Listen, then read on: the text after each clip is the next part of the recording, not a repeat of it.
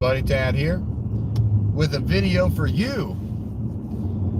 Driving, I've got a long drive this morning, so if anybody has any questions, jump on, ask away, and I'll try to provide you with an answer.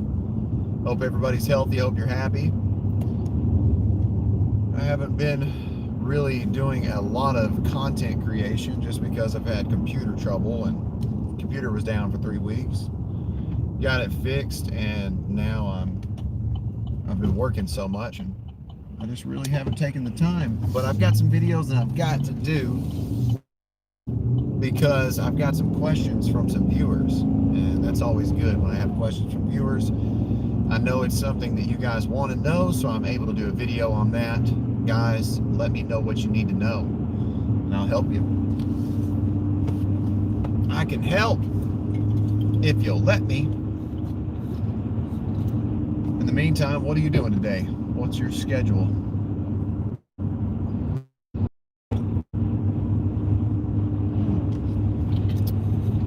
going to wait a little bit and see who gets on.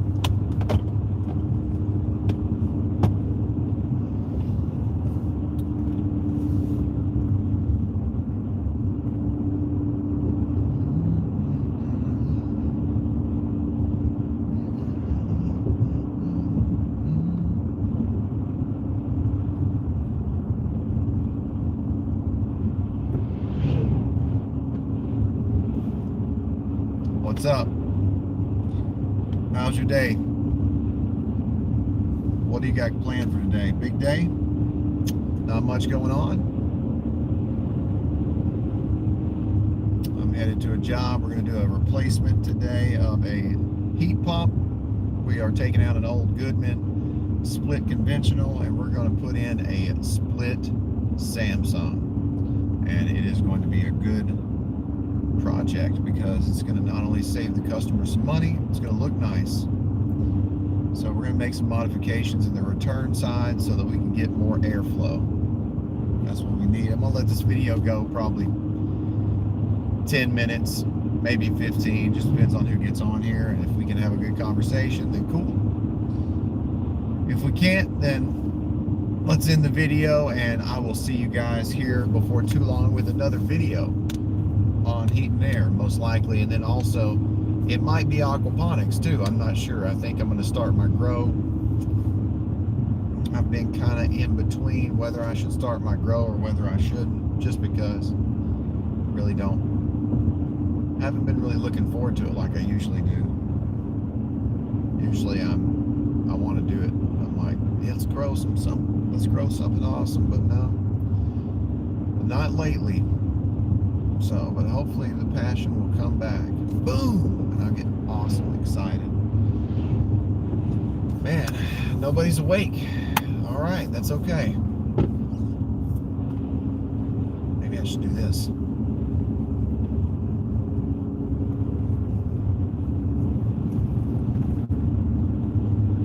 I'll see you. Check that out. That's what it is all about, guys. 3 minutes and 47 seconds of no conversation. We can't do this. We can't do this for much longer.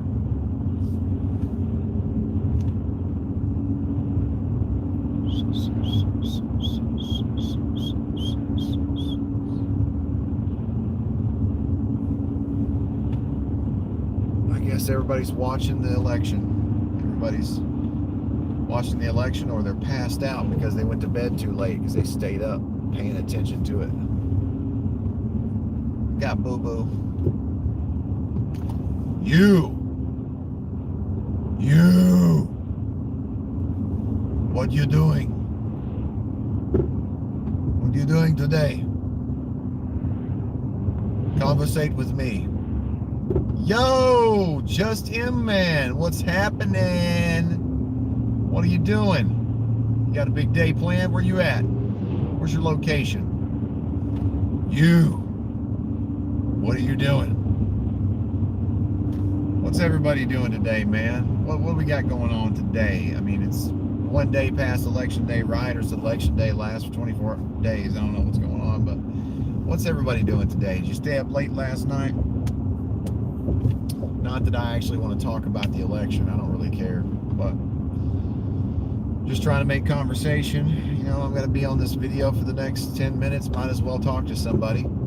It's like I said election and 3 people popped on here real quick. Maybe I should say it 3 times. Election, election, election. Election, election, election, election. I said it 7 times. There, I have an addiction. I'm going to have to go to rehab now. What are you guys doing? What's happening, man? Ask me anything except for that. This is a video just conversating for a little while. I've got some videos I've got to make, and they're about heat and air, and then maybe aquaponics here in the future, near future. I've also got some videos that I've got to make to showcase a very, very innovative unit that we've installed. I've yet to finish the Westphalia Farms video. I've got that video on my list. I haven't been able to get my computer to work, so it's been really hard. I should be able to get it to work though, after maybe another 24 hours of working on it. Anyways, guys, 6 minutes down. Give me some questions. I want to answer those questions. I want to talk to you for a minute while I'm on here, and then I'm going to get to work once I can get out of this little automobile. No more comments, no more chats, just, oh man, my first person on my video plus first commenter. Thank you for the comment. Thank you for your question that led to that video, by the way. I appreciate it. Yo, I'm in Canada, start trade school soon, excited. Wow, you're in Canada. Man, that's crazy. You know, it says that on YouTube Analytics, there's 5 to 6% of my viewers that are from Canada. So, and there's 67% from the US on YouTube Analytics. 67% of my viewers are from the US, and then 5 to 6% from Canada. So it's interesting how there's all these different countries are able to view my videos. Man, I should probably think about that more and really talk about things that really matter, because I guess every second does matter, right? Cool that you're in Canada. I'm glad you're starting school soon. Do you know how long your course is? How long is your course? Is it 2 years, or is it like a crash course, 6-week kind of thing? How long is it going to take for you to get out? What are you looking to do? Just learn right now, kind of figure out what the trade has to offer as far as careers? Oh, I'm going to see, and handing my resume out. Oh, cool. Very awesome. That's good. That's a good idea. Definitely do that.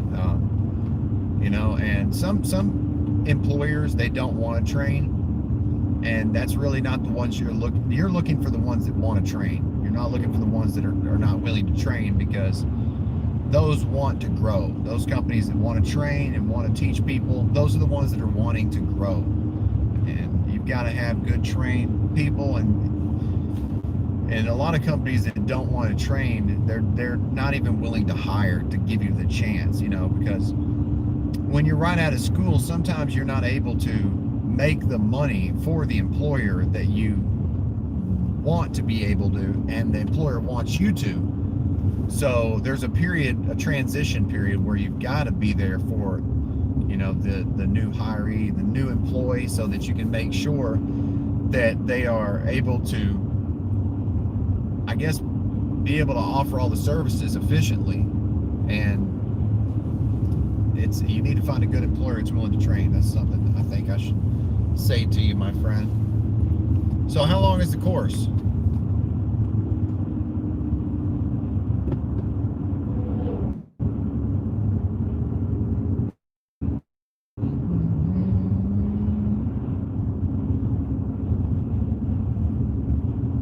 It's going to be a beautiful day, 70 degrees here. Okay, just asked to be a helper, right? I mean, you want to be able to say, well, whatever to get the job, but you want to get the right employer, right? Like the worst thing that can happen is you get out of school and you get to working for somebody who doesn't really let you grow, and they just put you in a specific position and don't give you many options. You want to be able to have as much experience, as much opportunity as possible. You know, I don't want to just put you on service contracts where you're cleaning units. I want to give you the opportunity to go on service calls, and I want to give you the opportunity for service contracts, and I want to give you the opportunity to go change different parts that we have an opportunity to do. So those things, the more experience, the faster you're going to learn, and the more you're going to be worth. It's 2 years, starts in January. Very cool. So it's a 2-year course. So hopefully you get a good teacher that gives you good hands-on training, because that's going to matter too. You want somebody who gives you that experience of, definitely. That's awesome, man. Good job. Just man. What's your real name, if you don't mind me asking? I mean, I can call you just man if you want. Is that what you want me to call you? Just man? Am I saying that right? Just man? Or is it just man? Anyways, to screen out companies needing to grow. Yeah, definitely. You need to. You want to make sure that, you know, if you find, and another thing you can do is you can ask the employees of that company. Find them on Facebook. Find the company. Usually people list where they work on Facebook. Find the employees. Ask them, hey, is that a good company? I'm thinking about going to school, and when I get out, I was going to look for places to work. Hey, is that a good company? And private message them. Oh, Emmanuel for short. Man. Yeah, okay, very cool, Emmanuel. That's fantastic. That's a good name, man. Very good name. I hear the Son of God was named that. So, very cool, man. Very cool. Yeah, definitely go check out Facebook profiles of people that work for a particular company that's in your area that you think you want to put in an application to or get an interview from. Then you just ask them, hey, is this company a good company? You know, what is, you know, just different things that you want to know. Ask these people. That's the best way to learn. So, and some people are not going to be truthful. Others are going to be truthful. Get as many answers as you possibly can. That way you can make sure that you have enough information to make a good decision. So that's some advice I will give you as well, Emmanuel. Glad you're watching, man. Glad you came on here. It only takes one person to have a good, well, 2 people to have a good conversation. And I was sitting here looking out the window, and I was actually just, you know, talking to myself. So yeah, man, I appreciate you being here. Kind of looks weird on camera when this guy's talking to himself. So very cool, very cool. Great. Any things I should look for when I start? I'm going to pick up beginner tools soon. Okay, so you want to know about what tools you should pick up. I think I've got a video on tips for technicians, but I would say there's a lot of tools, but you need a good meter. And I go with Fieldpiece SC460, I think. And I got a good set of gauges. And I always get a backup gauges, because that's good. Always get a backup meter. That's good. You'll need a set of scales, because if you're going to use refrigerant and charge, you need scales for sure. Got to have scales. I would say you need a vacuum. Some employers give different tools. Some of them don't give any, so keep that in mind. If you want to go out on your own, you got to have tools. No problem, man. I'm just excited. I'm 21, by the way. Wow, Manuel's young. Nice. So that's good that you're excited, man. Keep the excitement, because once that dies down, the passion is gone. So definitely keep the excitement. That's something that is going to set you apart. Having a great attitude and an excellent spirit is something that people want to be around. So you want to be somebody, and really honestly, man, in the industry, if you're not pushing, then you're not going to get farther than anybody.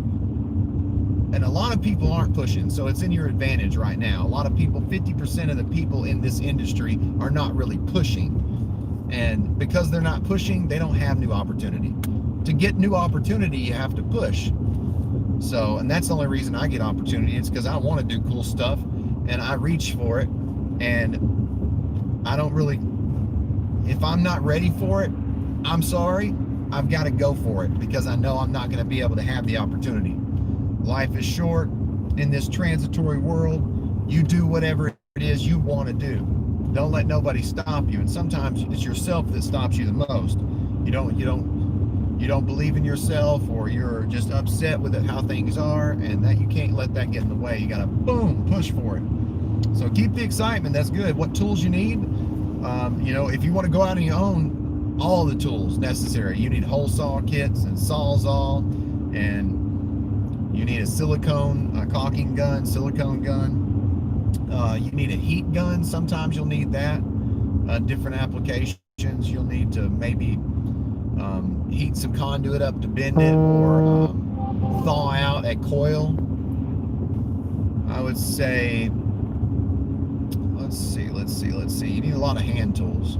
You need a 5/16 and a 1/4 inch chuck bit. You need a drill, 20 volt max, DeWalt, or there's a couple different types of drills. I'm not really one to tell you what drill to get, because as long as you get a good drill with a good long lasting battery, and if you're drilling any huge big holes, you might need a hammer drill, so you might need that function. Think about that.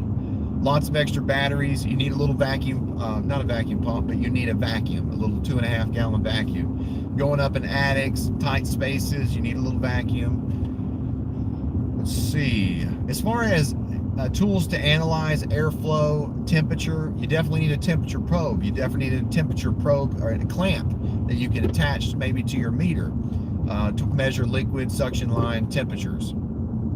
You need an anemometer. That way you can measure airflow, feet per minute across supply and return grills. You need to be able to measure the static pressure. You need a magnehelic. Let's see, I've got an induct dual psychrometer, so I'm able to measure a few different things. You need the manometer for gas pressure, inches of water column, measuring gas pressure. If you work on a gas unit, then you might need to set the gas pressure. You might need to measure the inlet or the outlet. You need to make sure there's pressure to the gas valve. You need to make sure that there's the right pressure out of the gas valve. How do you set that? You have a little screw that's for the gas pressure adjustment on the gas valve. You may need a flathead screwdriver for that. You need Allen wrenches. You need a service valve wrench. You need to be able to open and close service valves. Yeah, I even started watching some HVAC course online on YouTube to get prepared. Haha. Maybe I should do a long video, like a long course video or something. I should probably do that to prepare people more. The more questions you give, the better it is for me. I definitely want to give you as much information as possible. I hope I'm doing a pretty good job at that. There's lots of information, but once you know it all, man, or once you know a lot of it, you're going to be really, really an asset in the HVAC industry, the sector. So residential, commercial, heating and air, or refrigeration, both of those are large fields with lots of work that needs to be done. You constantly hear of people that can't find anybody to install their cooler or to install their unit.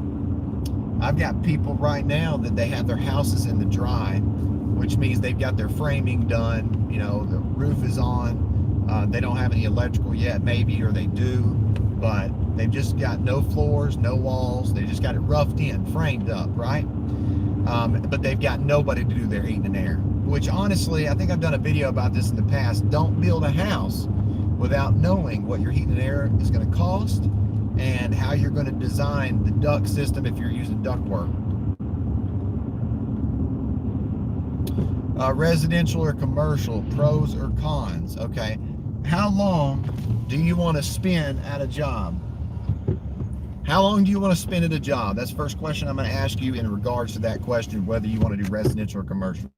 How long do you want to spend at the job? I've got every week, usually at least 4 or 5 jobs I've got scheduled every week. We line up the crew every day and we go out to a job. If you want to do residential, you can do 10 service calls a day, right? I can do 10 service calls a day, sometimes more. Depends on typical 8 hours, probably more. Okay, typical 8 hours. I mean, residential, you can be at 10 different jobs in 8 hours. Or you can do commercial and you have bigger equipment and it takes longer to work on that equipment. So how much different? All right, we're back. So how many different pieces of equipment do you want to work on during the day? Residential, you work on more. Commercial, you work on less. It's going to take longer for commercial than it is residential. Same thing for refrigeration. If you work on a piece of refrigeration, you're married to that equipment. You're married to it for 24 hours, usually, because If you're in a hot pull down situation where you've got a cooler that's 60 degrees, 70 degrees, and it's been turned off, or 80 degrees, 90 degrees, it's been turned off, had time to build up heat, and you're just turning it on, it's going to take a while for that evaporator to get filled up with the amount of liquid and start producing good, cool temp for the application. So that's an example. But what other questions you have? I'll answer them all right now. My foreman and his crew is right behind me, and we're going to go to a job and we're going to put this unit in. In fact, I might just go ahead and keep the live going and go in the house and do a video of this. That would be cool. Maybe I should do that. Maybe I should keep it going live. We'll go ahead and do a change out. Would you want me to? We're back.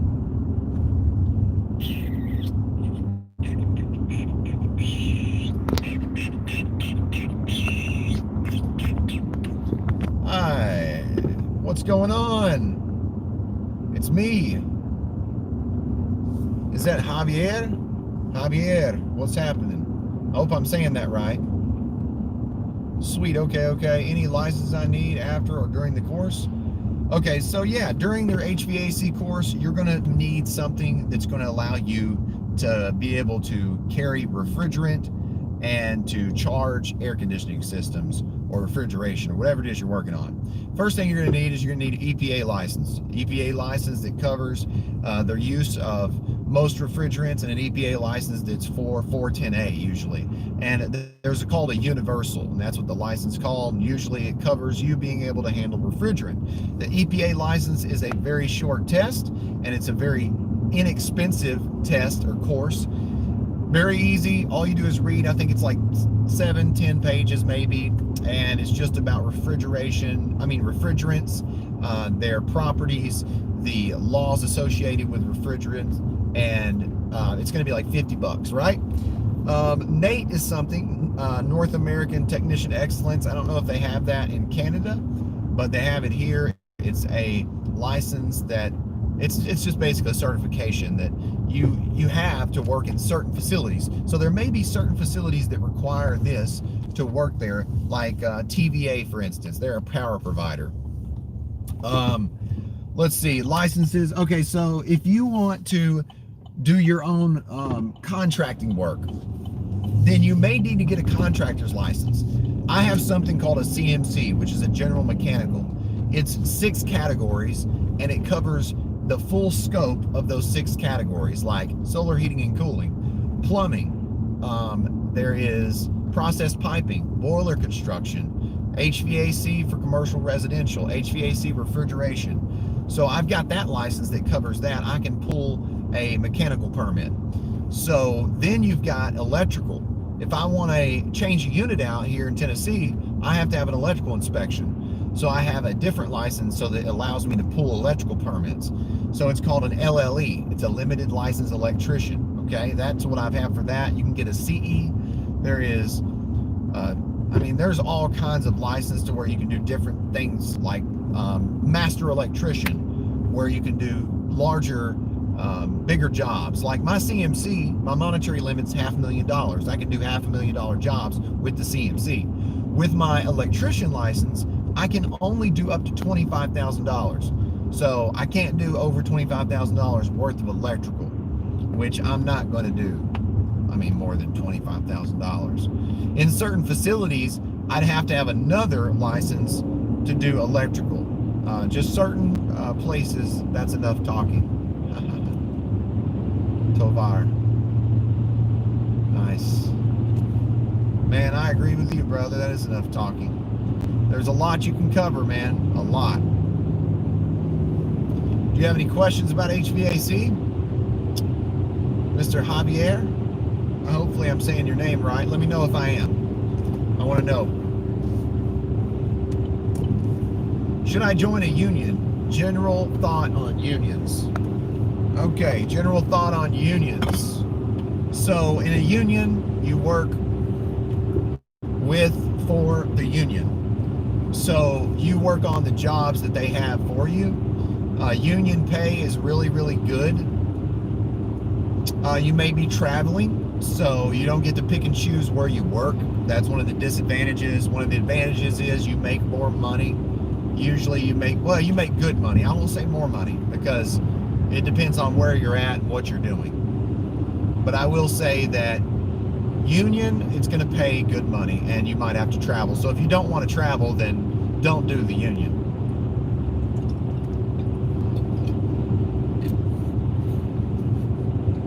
Wow.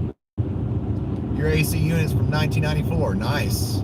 That's a long time, man. A really, really long time. That's like 26 years. So 30-year-old air conditioning system. How's it running? Pretty good? I think that's the only disadvantages and advantages for unions, Emmanuel. Everything else is, who cares? Oh, all right. Let me know what it's running good. Good deal. Awesome. Emmanuel, let me know what questions you have.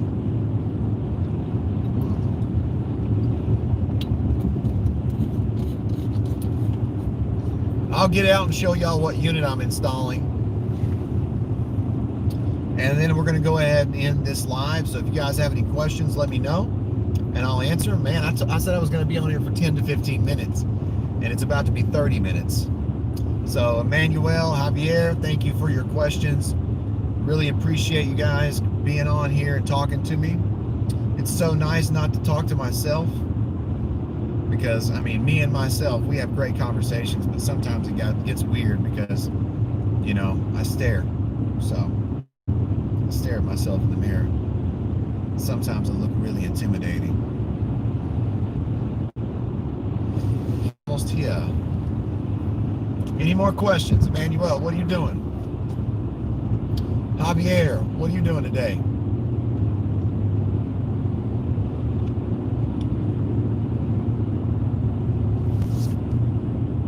Any red flags I should look out when approaching contractors before I start?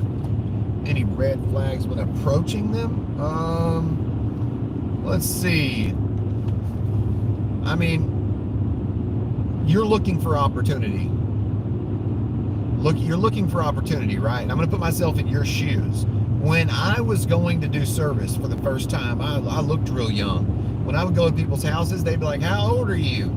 They say, "How long you been working there?" You know, excuse me for talking like that, but I'm in Tennessee and people, they have a country slang and sometimes it's real slow. So when I started doing service, I was nervous. Oh, that rhymed. When I started doing nervous, I was service. I was something. Okay, so red flags. When approaching somebody, don't be, I don't know, just be humble, I guess, and you're reaching for opportunities. So your motivation is, I want to learn. I want to work. I want to learn. I want to work. And that's really it. You just want to be there to learn and work, and that's the goal. And you don't really necessarily care what you're doing, but you've got to have, you know, different goals. Like, you got to have a wage that you desire to make, you know, because you got to figure out if the employer can lead you to where you want to go. And if you can't, he's not going to be a long-term choice for you as a career, right? Because you want to get where you're going eventually. Now, I'm not telling you to rush and look at the goal. Look at the process, because you're going to be more content with that and working towards it. But you want to desire a certain wage at some point, whether it's 18 or 20 or 30, and you want to be able to know kind of what you've got to do to get there. So what does your employer do? What kind of services do you offer? This is a question I would ask. I just graduated school. I want to work in the field. I don't necessarily know what it is that I want right now, but you've got to talk to them. Just find out what services they offer. That's enough talking about everyone. Thank you, Javier. You're a sweet man. Are you a one-man business? No, I'm not. Definitely not. No, I've got around 10 people, 3 technicians, 3 crews, and 2 dispatch secretaries, and that's what I've got. That's what I've got going on. Been that way for 12 years. So right now I've got 1 crew behind me, and we are headed to a job which we're actually about to pull in, doing a change out today. Whoop. How do you see the hemp and cannabis industries benefiting HVAC? That's a good question. Dude, HVAC. Thank you for that question. Awesome. I love that question.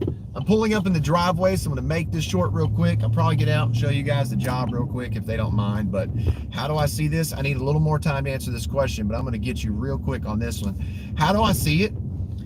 I see it affecting the industry in a big way, as far as ductless equipment is going to be something that's going to be widely used, dedicated outside air source units. I think you're going to see a water cooling and heating with these modular air-cooled chillers. I think there's going to be a lot of sales of equipment, and I think that it's going to boost the industry, especially with cleaning the air, UVGI. We have ionizing equipment now that's being sold. A lot of indoor air quality products are being sold, and like UVGI systems, like UV lights, they're sold out right now. Manufacturers, I'm told I have to wait 12 weeks for a incentivized UVGI. Incentivized means it gets an incentive. I go through TVA, so I like to get people incentives.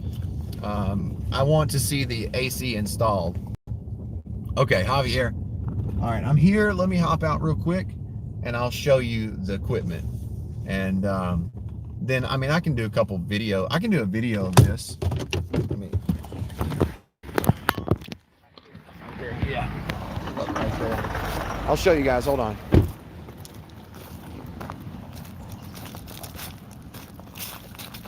Yeah, that's good right there.